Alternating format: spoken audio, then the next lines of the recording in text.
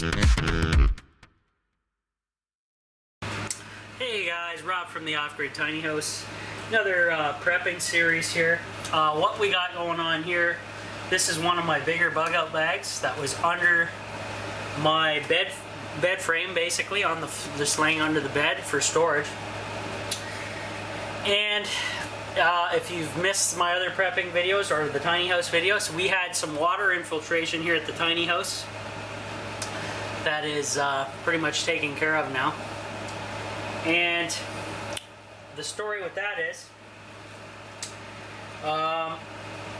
this stuff was laying on my vinyl floor, as you can see in the video here, and water was sitting on the vinyl floor as it trickled in and pooled in. And this stuff, all my bags absorb the water. So I'm taking each bag apart, and this is the second video in the series of my prepping gear, and we're going to see how well the bag survived the water infiltration, and we're going to go over the stuff in my bag at the same time. And with my first video, I found a lot of flaws in my little bag already, so we're going to try to pile all my survival stuff together, and then we're going to rebuild these bags proper, so we have a balanced bag of stuff. Now I'm running the window air conditioner in the background here, so if you're wondering what that noise is, that is it. Completely off the grid, and it's doing a decent job to bring it down in here. So we're gonna go ahead. I'm gonna sit down and do this. We'll do one bag as we go, one section as we go here. And so this, on the back side here, we have this was almost like a medical bag type deal. But here we go, we found a multi-tool. We have a cheap box cutter, very cheap, for possibly cutting cordage at the most and skinning an animal at the most, and that's about all that thing's good for. Okay, so we have medical gear in here. All different types of bandage sealed in a Ziploc container. We also have alcohol pads, 70% isopropyl alcohol cleaning pads, also in Ziploc bag and in their own little Mylar containers. We have medical tape. So we have some decent medical stuff in here. Here we go. We have large butterfly bandages and large gauze pads, large band-aids basically, also in a Ziploc container. Nothing seems wet or damaged so far. We'll go over to this side of the pouch and see what we got. Okay, so we got a whole whack of stuff in here. We have a knife. We have a cutting tool, which also doubles as a striker for the magnesium rod here, and the knife can be also used as that. We have a fold-up pair of scissors. We have a flashlight that works. We have a USB to USB phone connection, so if you needed a connector to charge a phone, it's a little stubby short one. We also have a can opener, M16 or N16 tool, I forget what they're called, and a smaller one of those. Toenail clippers, file, and that's basically all on a key ring, so pretty handy. There's a little mismatch of stuff there. Now the top container of this bag, let's see what we got. We have disposable plastic gloves in a Ziploc baggie. We also have lots of matchsticks in their own little Ziploc container inside another Ziploc container. And then we have the striking box and strip flattened out in its own little container as well.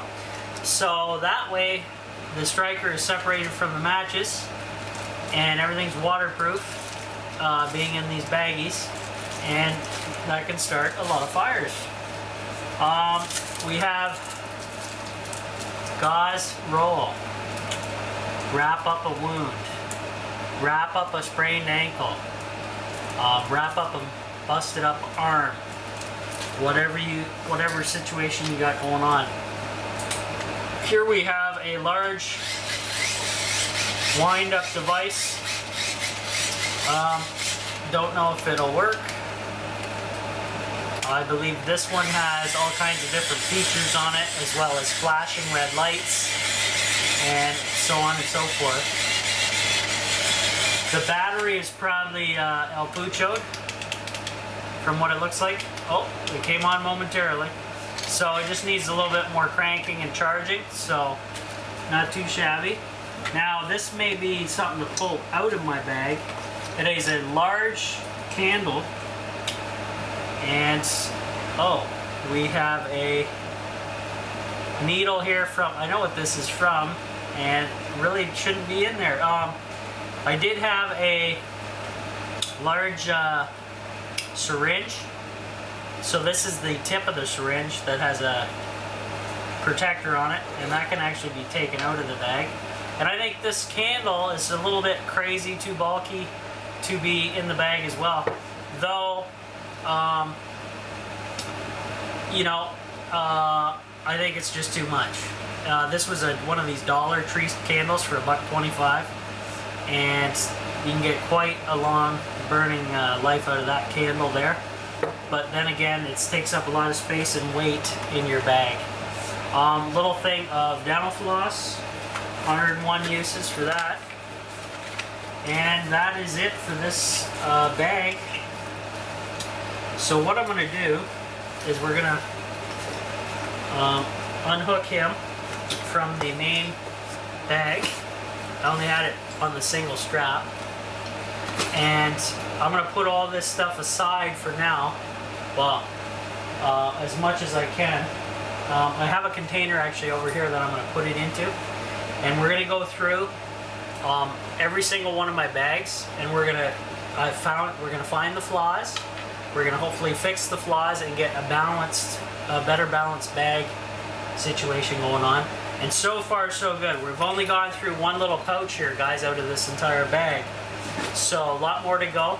I'm gonna go get that container, and I will be right back here with you on camera. Okay? Okay, guys, welcome back to the Off-Grid Tiny House. I'm going through my pouches here on my bug out bag. We're going to continue on doing that. I'm just going to remove this one, see what we got in here. Okay, fire starters. So matchsticks and flat matchstick striking container, both in a double bag Ziploc. Okay, we have a mirror, signaling mirror. We have a small Hello Kitty container that I believe has fire starting stuff in it, as far as I can remember. We can unbox that later. And a whole whack ton of magnesium ferro rods with strikers.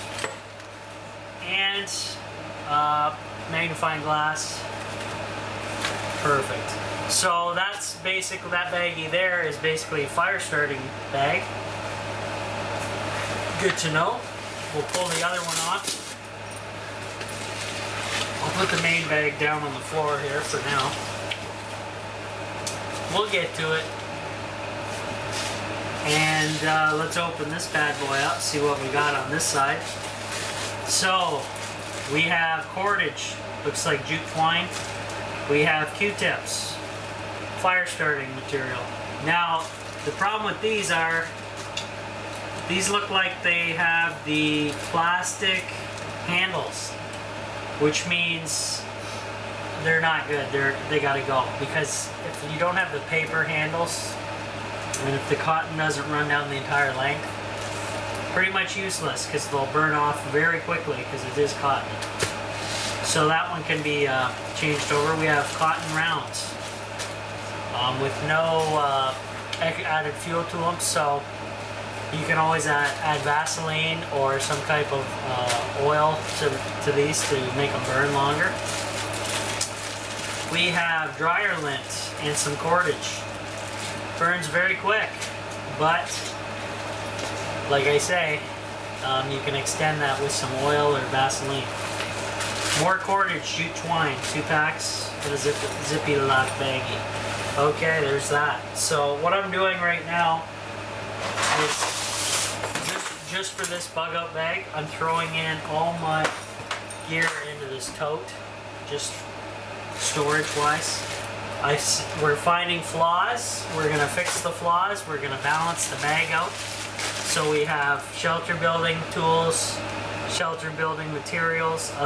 To a degree, what I mean by that is cordage. Everything else you have to find out in the location you're at, basically. So it looks like it's pretty good on fire starting. Hopefully that's all the fire starting I find in the rest of the bag, because the first bag was a little bit overkill on the fire starting part. Okay, top compartment, cotton rounds, and a pencil sharpener. Now, that's always a good thing to have with you, because you can take branches, sticks, sharpen them down, make a whole whack ton of fuel to start a fire that's already been cut thinly via the pencil sharpener. And this one actually has a plastic case to save and capture said shavings. Another cotton round bag. Okay, toothbrush, tooth floss, and gum flossing things. Not really essential, but okay. Okay, masks. Before the pandemic, these bags were created before the pandemic, guys. So I have just some crappy dust masks, basically, nurse masks. Not in 95s or anything. We have a rain poncho. 2 rain ponchos in a Ziploc bag. One still in its original packaging. Here we have a roll of gauze, and it looks like wet towelettes, just for cleaning purposes. Not alcohol wipes, but wet towelettes from a fast food place. Coffee filters. I think I'm going to pull these out of this bag, of course, and use these for making the medicine, which sounds good to me. So that's one item to pull. More cotton rounds. Okay, utensils. For eating, obviously. Whole thing of cordage, shoelaces actually. What is this? Cheesecloth. Okay, cheesecloth can be used for all kinds of stuff. I'll probably put that into the medicine making cabinet as opposed to carrying it as a survival item. What else do we have? Cordage, we got some rope. Waterproof rope. This looks like marine rope for boating. We have camping compressed towels and lip balm. 101 uses for lip balm, and we have a little microfiber rag here. A large container of gauze and antiseptic cleansing wipes, sting-free. Cool. Another rag or towel, and that's it for that container. So you got just for that little pocket compartment. So you can see that's a lot of weight, a lot of space I can eliminate just off of these, and there's probably some more stuff I can take out of this for sure. So I'm going to take these out for now. The rest of this stuff I'm going to toss in here in this tote for now. Looks like everything survived the water damage because I was smart enough to have everything in Ziploc bags in their separate Ziploc containers, which is fantastic. A little preparation goes a long way, guys. If you ask me, it paid off in this case for sure. Okay, so let's get into what should we do? The main compartment, which will be the last compartment for this bag. And what do we have in here? We have a large plastic container that is not probably watertight. I don't see any rubber gaskets or anything like that. So let's open it up. Water container, guys. Food container can be used for all kinds of stuff. Let's see what's in here. So, we have a maintenance kit. So, files, tweezers, scissors, toenail clippers, all kinds of stuff. Heavy though, makes a lot of noise. Yeah. What else do we have? Pencil sharpener, yet again. Making shavings to start a fire. Or make pointy things to stab people with. A thing of honey. Honey doesn't expire, guys. Never has, never will. Doesn't have an expiry date. Can be used for multiple things. You know, antibacterial, wounds, add a little sugar to your blood. If you're, you know, if you need a little pick-me-up. Bait. On and on and on and on you go. Okay, we have a container of, I forget the name of it, but if you get into the poison oak, or anything nasty, weeds, you know, stinging nettle, I mean, poison oak, poison ivy, chamomile lotion, something like that. Little container of that. Not very heavy. Here we go. We have a full-blown sewing kit with a very sharp scalpel. Looks like in there. Sewing the needles, the whole 9 yards, and a fold-up measuring tape. So you got to repair some clothes or anything, go for it.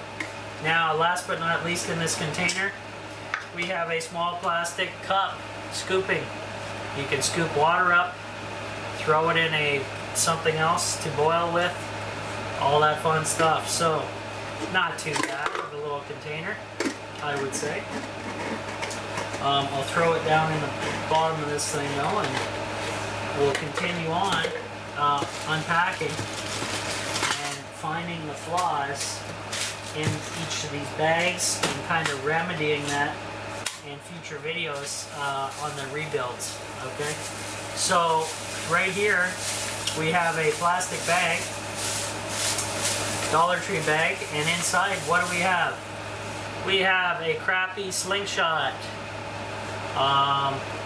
Yeah. We have the slingshot tubing that is turned yellow and is actually leaking a bit and probably would snap on the very first pull, which making this device useless. We also have a crappy survival knife, which has the built-in things for the slingshot here. It has some paracord wrapped around its hilt, and I believe I added this little skinning knife. I did. Inside, this is not a full tang piece of steel, so it stops about here, which means if you go to hit something,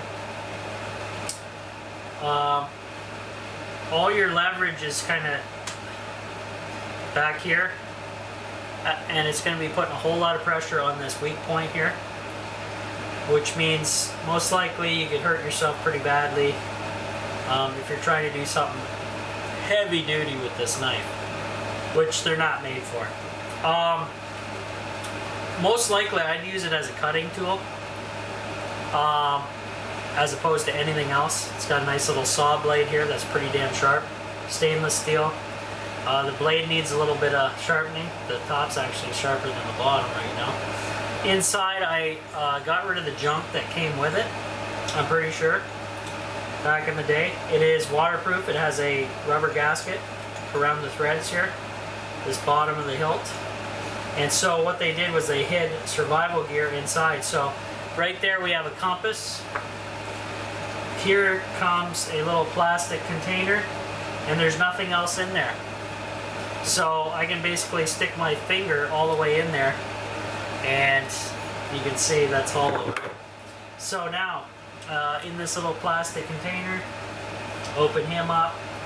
We have fishing line hooks, some fire starting stuff, and a candle to...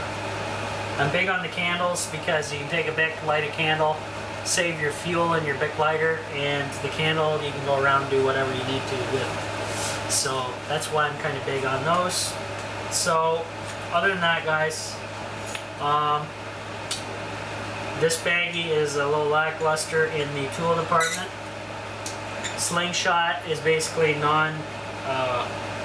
I wouldn't use it, so it's going to be going. It's going to be tossed, actually. I'll toss that right here shortly. Useless, right? This knife is okay, but not for a lot of things. It's just okay, okay? Down in here, I believe there's also, let's pull this up. So another little skinning tool, paracord, 550 cord, whatever. And down goes the little paring knife. So I'm gonna put this back in the bag for now. But this crap here is basically garbage, and it's going right away. So we'll put him back down in there. Okay, this is where things get a little too heavy for me. First, survival blanket material in a Ziploc bag. Good, works. This is my little DIY stove, but this was made out of galvanized steel and pretty heavy gauged from the weight of it. And it's wrapped in a microfiber cloth that's fairly large, like a towel type. And it's a little too much weight for this, and do I really need it? Not really. So that one is probably going to be going from this bag as well. Okay, looks like we have a roll of fishing line that has kind of untangled itself off the roll a tad, not too badly. I believe this is 300 feet. Not sure, it's 10, I think it's only 10-pound test, so really weak stuff. But cordage, fishing, on and on and on, not too shabby. Now in here, oh my, do we actually have a shelter or shelter material? That's pretty much it, guys. Let's take a look. Drop cloth, 9 feet by 12 feet. You could make a crappy little greenhouse shelter for yourself. Keep you out of the water, out of the rain. That's okay. Got 2 of those.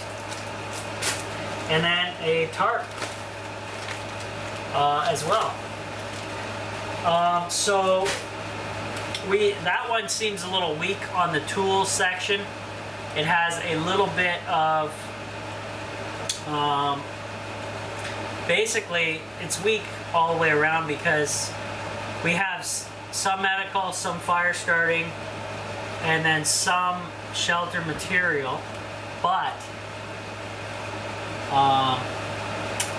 yeah, we're lacking in the tool department, the knife department, the container department, all kinds of stuff we're lacking on that one. So there you go. So I'm going to throw this bag inside this tote, and we're going to pull over and grab my big bug out bag, and we're going to load it up in here as well with stuff.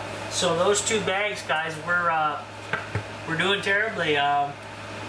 First bag is pyrocentric. This one's kind of not even okay. No water filtering stuff. We do have a container. We couldn't cook in that container because it's plastic. So a lot of stuff to go through and fine tune here. So we're gonna get on to the next bug out bag. But the bag itself looked nice. Nothing inside would look damaged from the water. Nothing molded. Nothing like that. So not too shabby. So hang on there, guys. We'll do part 3 of this series when we're doing the next bag here. So see you in a bit.